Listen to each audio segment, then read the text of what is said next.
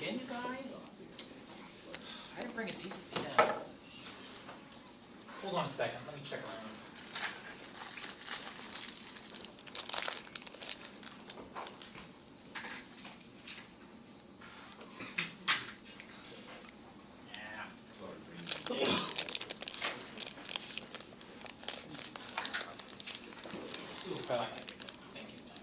This one? 5, 6. Oh, things are not all right. I gotta read the question. What am I doing? Sketch the slope field and some representative solution curves of a given differential equation. I see. Bless you. That's a nice one. Because if I rely on my technique of using isoclines to generate the slope field, what I'm really suggesting, shoot, now I really do need some other colors. I'm sorry. Okay, I can do this. So if I create a table talking about values for y prime, talking about the corresponding isoclines, you guys, can I just make up some numbers out of thin air? How about letting y prime to be, I don't know, a 1, 2, 3, 4? Oh shoot, I didn't leave myself enough room for negative numbers. Oh shoot, I didn't leave myself enough room for negative numbers. Yeah, they'll always be non-negative, right? Because if I plug a negative number into y prime, the sum of the two squares can't be a negative 1 if I'm going to stay in the real number system. So I didn't make any mistakes. I'll keep it as is. But I think the corresponding isoclines in green generate or become these equations.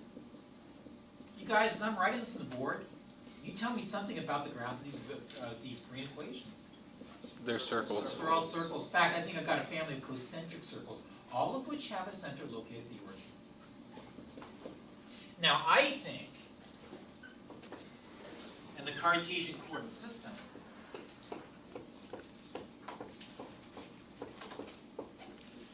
if I were to sketch these curves that I have in green, hold it. Here's one. Here's the second one. No. Yes. Yeah. Here's a third one. Here's a fourth one. You guys, I might be a little off scale. But I think if any solution passed through the first one, then I don't know, I better stop talking.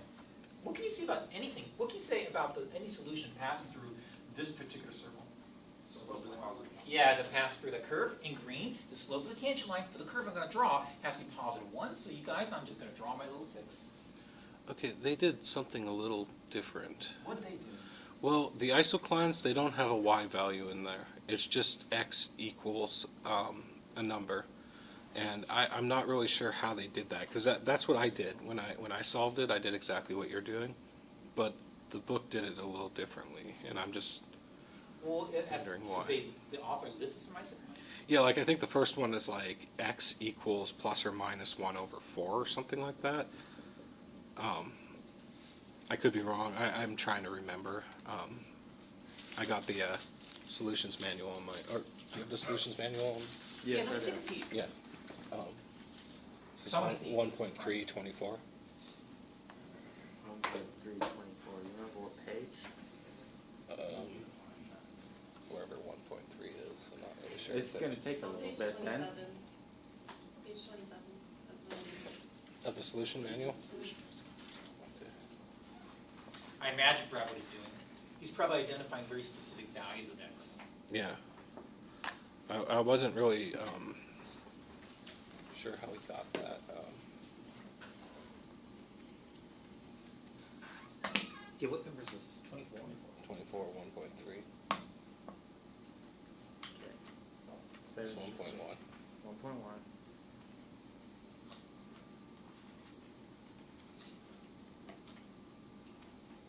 Alright, it's 1.3, sorry.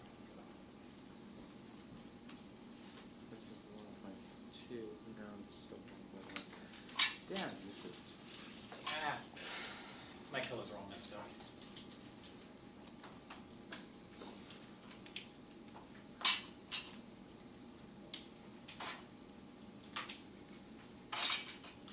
And then you said 24. 1.5.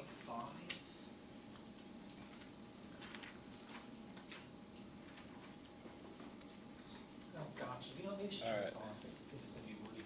I think we got it here. Here we are. Are we ready? Yeah, so it's plus or minus 1 over 4. What is the y value? Yeah, yeah, that's what I, if I remember correctly, that's what I got, but I just didn't know. Then what does he have in the y prime? Then yes, x equals plus or minus 140. 1. So he doesn't have a y prime?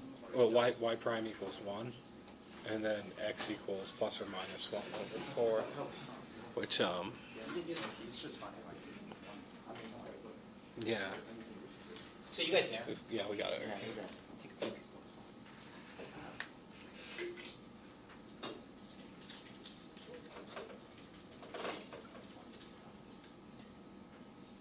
I mean, it looked the same as the picture when I solved it the other way, but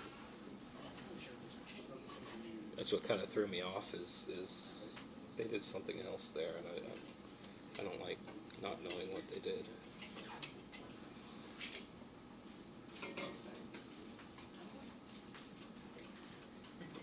Let's cool down a little bit.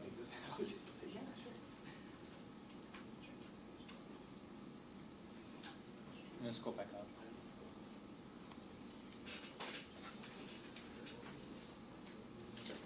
No, different.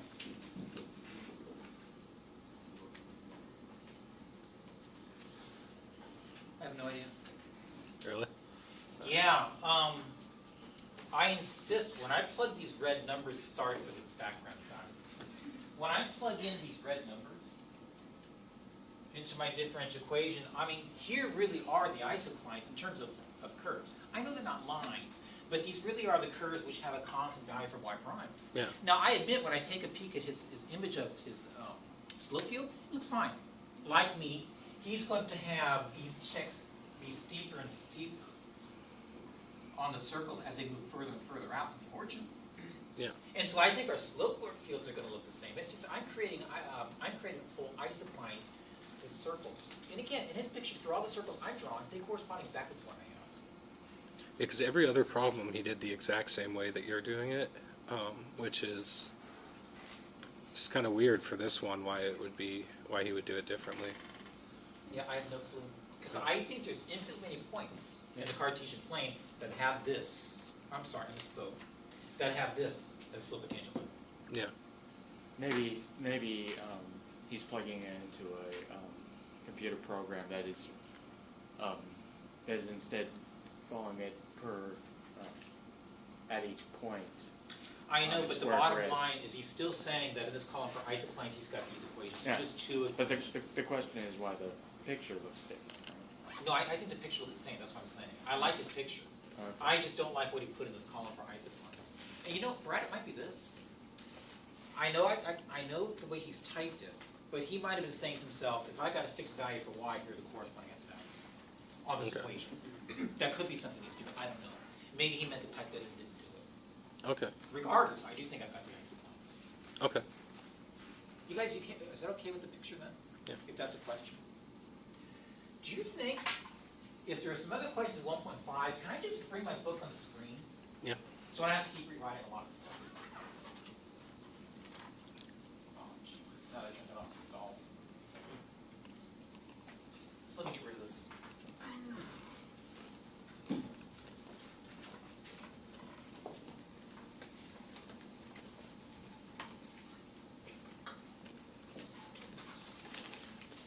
And you guys, I vaguely remember this. That he gave me some equations, I think. When I took a sneak peek at his exercises. In particular, how about number 5 in section 1.5?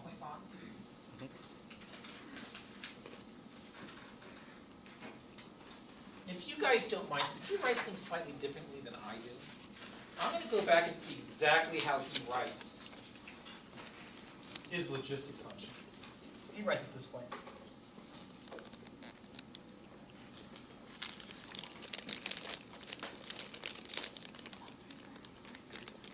I think the only difference is I probably kept it as a k times L.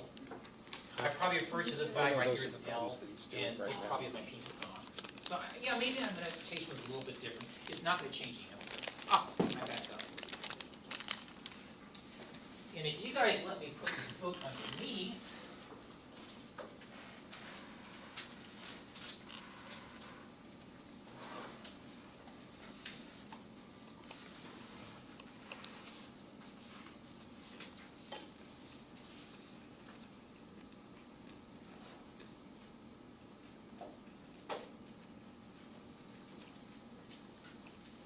so you guys, I think the autofocus, is number 5 clear enough? Mm-hmm. I was just suggesting, will you guys go ahead and do the homework in this section? God, it looks pretty faded. I don't know why he gave you these formulas. It's completely silly. I think we can answer something like number 5 without looking at any formulas. After all, the initial population is 500, that's fixed. But after 5 years, the population's grown to 800, so you guys, I just think that means the following.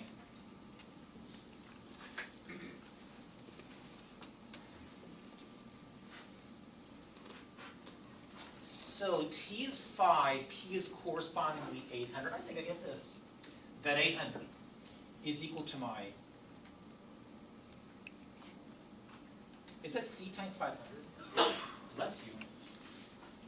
You guys, I'm being lazy. I'm just going over there and plugging what I know. The initial population is 500. I think I get this. Is it c minus 500? Times e to the power of, is it going to be 5 times r, or negative, excuse me, 5 times r? And I just want you to solve for r and c in that equation. Oh shoot, you can't. This isn't going to work because that's one equation and 2 unknowns. With your math D skills behind you, you recognize that I need 2 equations and 2 unknowns to solve for those unknowns. So I think there probably is enough, I hope, there's enough information to generate the second equation. Yeah, there is. So when t is equal to 10, the corresponding p-value is going to be 1,000. So I think I got 1,000 being equal to 500c. All over 500 plus c minus 500 times e to the, you guys help me, I've lost my numbers. So Is it negative 10? what I'm wondering here is if we're not supposed to use 1.5 and 1.56 or whatever, are we just supposed to memorize that and use it? Or, because I was wondering, like, how do you even get that equation without No, I'd probably being need able to read all use your work. those? Yeah. You wrote down the wrong formula. So I probably would have given it to you. Good, good. But I could have also asked you to generate it out of thin air. So on 5, if we weren't given those formulas, how did you get the formula? I would simply look at the solution to the logistics equation. But But Brad, I we was weren't saying, given that, right? So well, I do assume you know the logistics model. okay, so you want us to memorize that? Is what you're saying? Not really. No. I can do 2 things. I Okay. can ask you to generate that out of thin air, or I can ask you a question just like this and then give it to you, just so I don't have to read your work with the wrong initial. Can you? Well, because answering that with that formula is not really the hard part. Generating that out of thin air is what I'm having trouble with. Oh, I was hoping it was a piece of cake. I mean, you really just amounted to simple partial fraction decomposition, I think. Because I derived it for your class. Can you derive it again? Yeah, I'll just Okay. do that outside. Okay. So Brad, are you saying you don't want to do this? Well, you can finish that one. Can anybody tell me how to solve for R and or, sorry, C? I'm drawing a blank because I don't use the same blanks.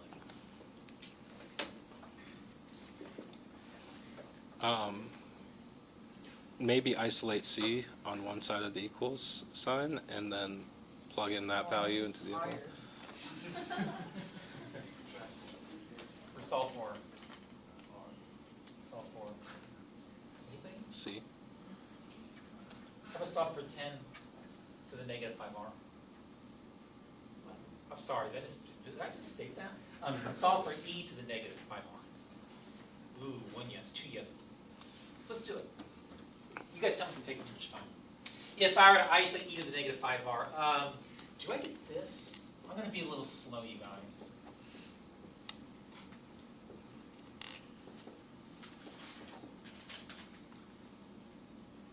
Or this?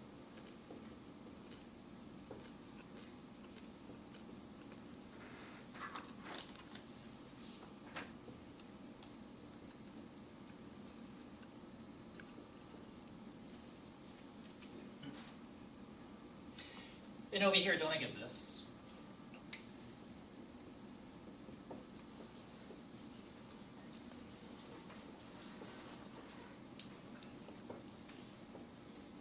Or this?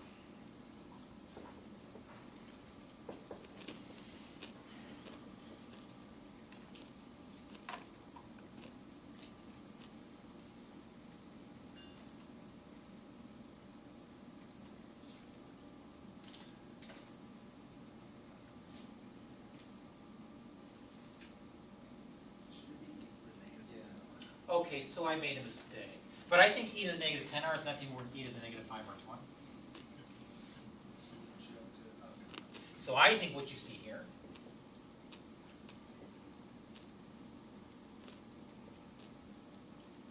is nothing more than what you see over there.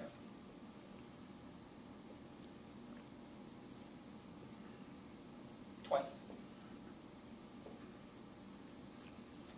Oh, shoot. Now if I were to clear fractions, multiply both sides by c minus 500 twice, doesn't that just tell me this?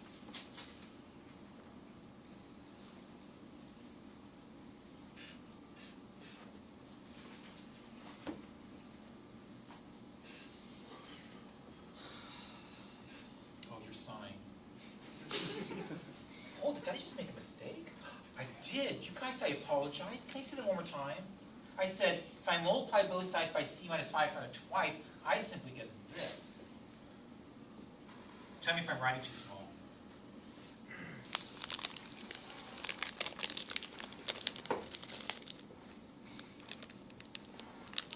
What kind of equation is that?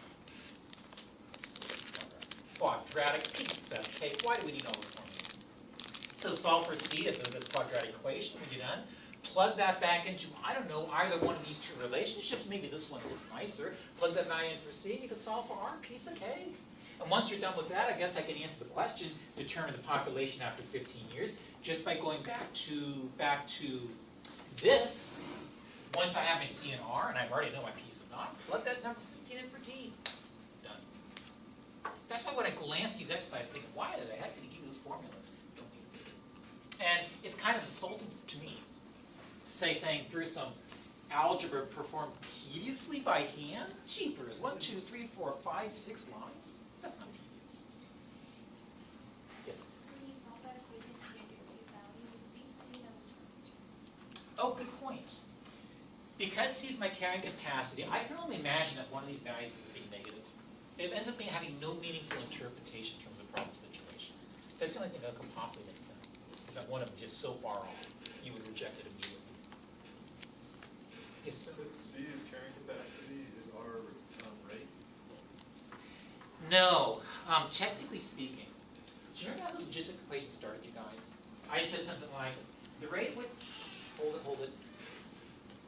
I said, the rate at which a population P changes with respect to time is some constant of proportionality times the population times L, or in his case, sorry, C minus the population. So this particular value R right here ends up being the product of the constant of proportionality and the carrying capacity. That's why I stalled, you guys, when I wrote down this equation. I wrote down the logistics model by opening up the book and looking at his version, because I had a feeling it'd be a little bit different. This really ends up, in the end, being the product of that constant K and the carrying capacity C or my L. So is your logistics equation there, is that just you submit to, or you integrate that, and that's the answer you're going to I'm get? nervous about Or? using the word integrate. I'd or say I do separate the solve the variables D. technically. Solve Yeah. this DE and I'll generate that solution. Oh, okay, that's easy. And again, when I did this, I'm sorry, I come to class and put on the board what makes sense to me. I used L's instead of C's, and this ended up being K times L. Okay. Times D. Brad, is that okay? Yes. Do you mind if I don't finish? Oh, yeah, that's fine. Are you happy with the homework? Kind of. Oh, you know what, you guys? Before I make a mistake and have to pay for it, the quiz. You guys, I always teach over my load. So, as always, I'm going to be kind of slow in getting names down. So just bear with me. Okay. Yes, I'm sorry.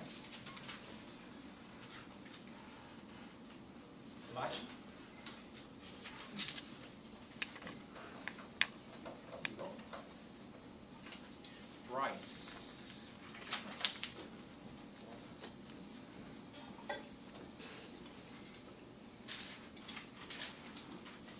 Aaron.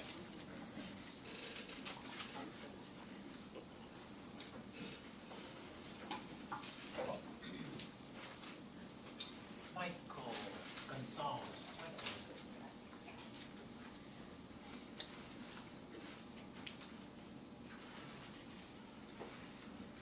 Chris.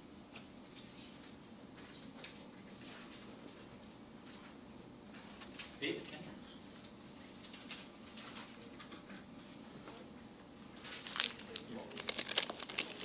Kelly.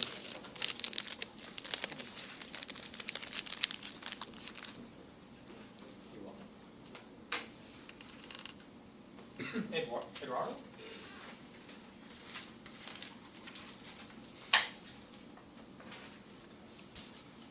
Jacob.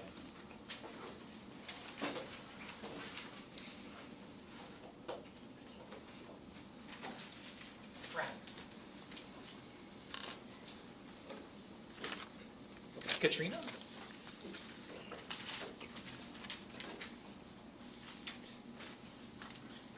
Barbara. Chris. Chris. Gwen. Kristen. Gwen. How do you pronounce it? How do you pronounce the last name? Sinal. My apologies. Daniel. Norman.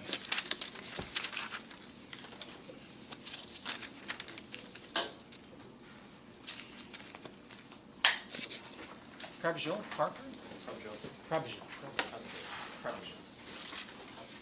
Nate, what's Nate? Chris. No. I'm so sorry, Alice. Alice, not you. Drop them. Igor? No, Igor. Igor.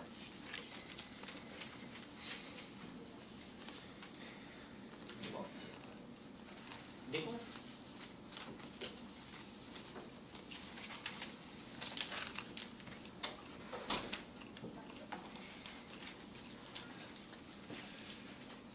Olga.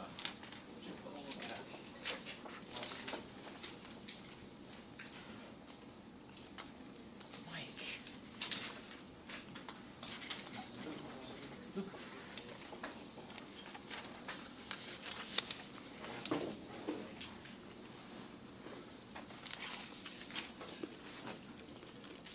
Farun?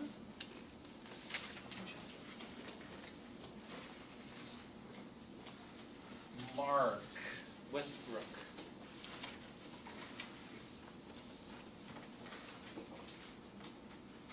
Daniel Wheaton? Thank you, sir. Roland.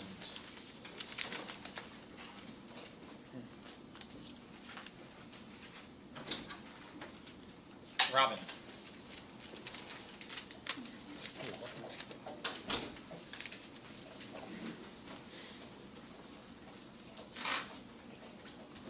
So our test next week, since we only have like an hour and 20 minutes for class, do you give us extra time for the exams? Or? Not really, because not all of us can stay late or come early. I'll So- stay as late as I can. So do you write them to be finished within that length of time?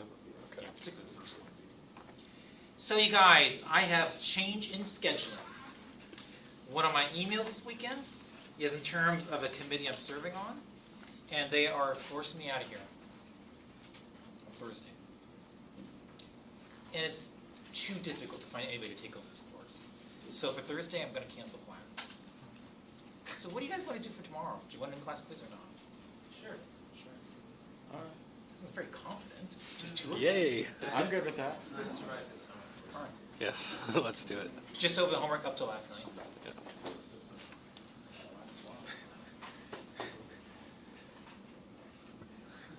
My dad will like that. Are you feeling up to another take-home this weekend? Yes. That would be more complicated. I heard that. Well, I'm not exactly gonna have internet On this weekend? this whole weekend, yeah. Starting Thursday. But you'll be here Thursday, right? Or No. you're on campus Thursday? No, Don't be here Oh, you're not? Thursday, there's no class. gone. Thursday morning, considering what you just told us today. Oh, I must get a message you. Yeah, is there any message?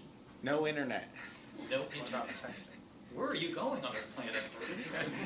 No telephone service. Camping. Gotcha. All right, I'll work something out. Alright.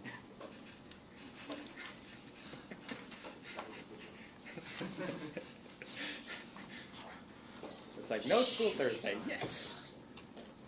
Take-home quiz this weekend. No! I'm stumbling because technically speaking, I forgot my thumb drive, and I have some nice applications written out.